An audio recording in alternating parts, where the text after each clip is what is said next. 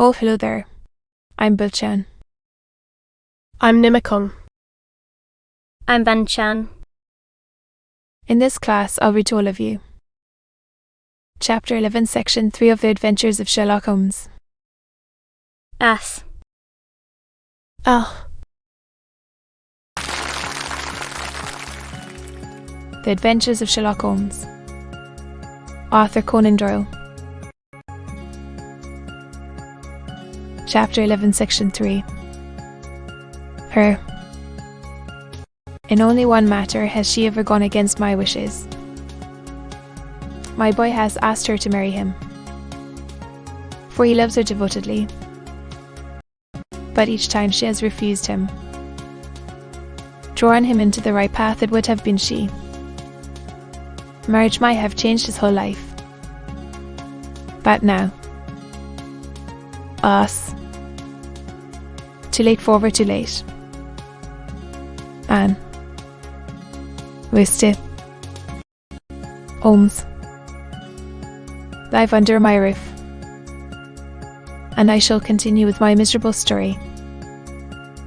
We're taking free in the drawing room that night after dinner. Marry my experience. And of the precious treasure which we under our roof. Suppressing only the name of my client. Lucy Purr. In the cafe.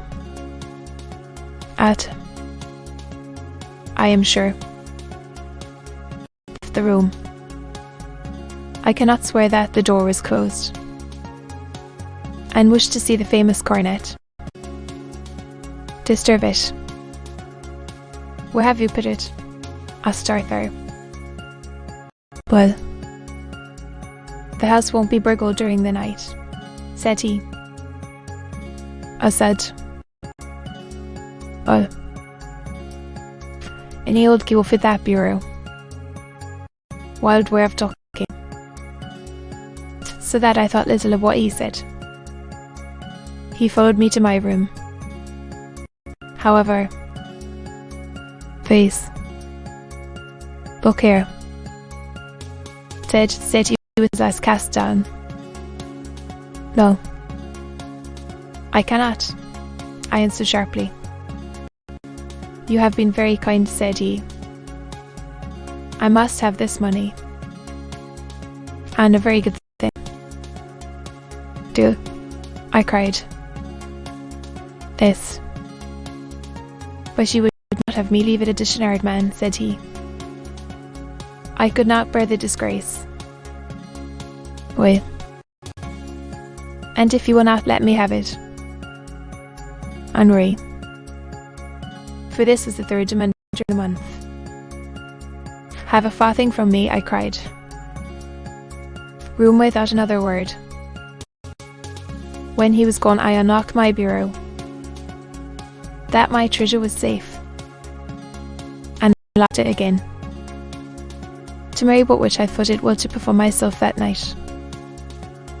All. Which she closed and fastened as I approached. Tummy. Few. Within. I thought. A little disturbed. Did you give Lucy? The maid. She came in just now by the back door. Have no doubt that she has only been at the side gate to see someone. You must speak to her in the morning.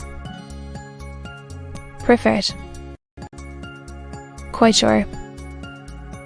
Then, to my bedroom again, where I was soon asleep.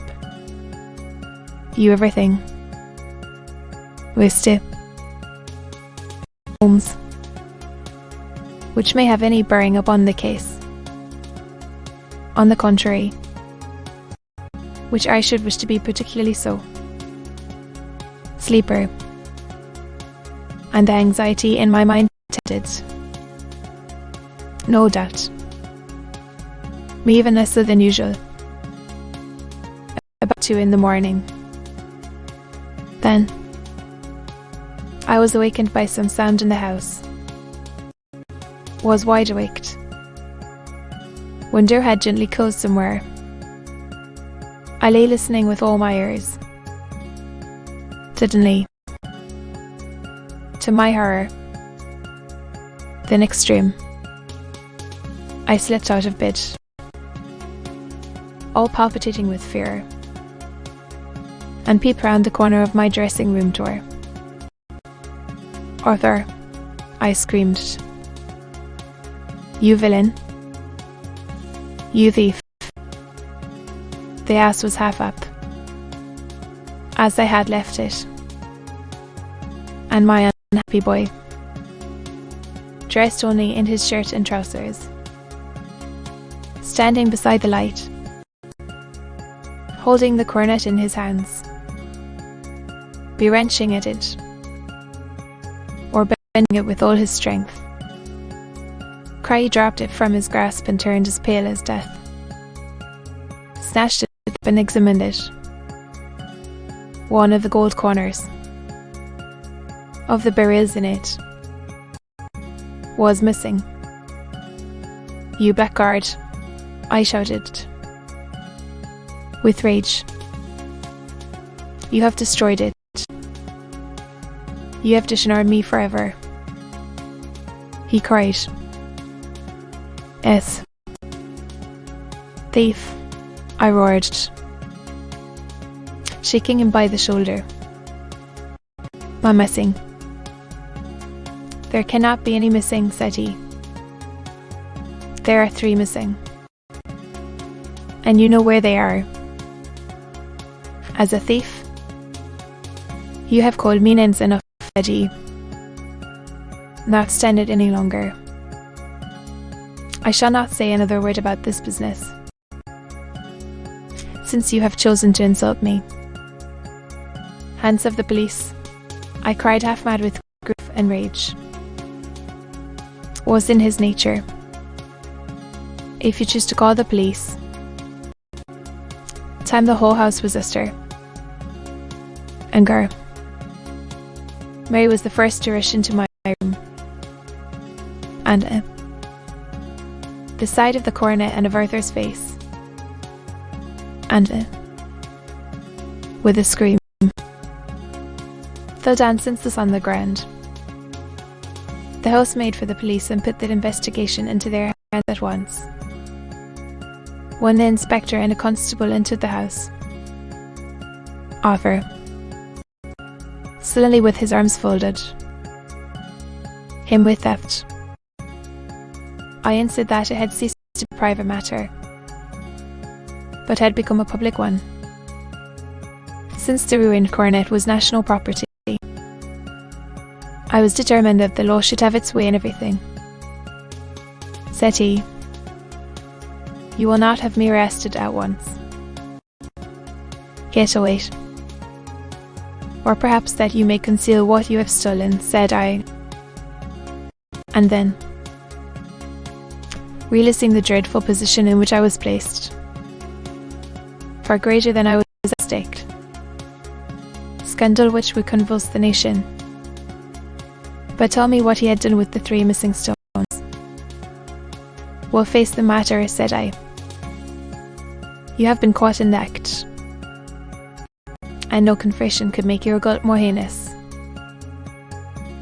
Reparation as is in your power, by telling us where the Beryls are. Keep your forgiveness for those who ask for it," he answered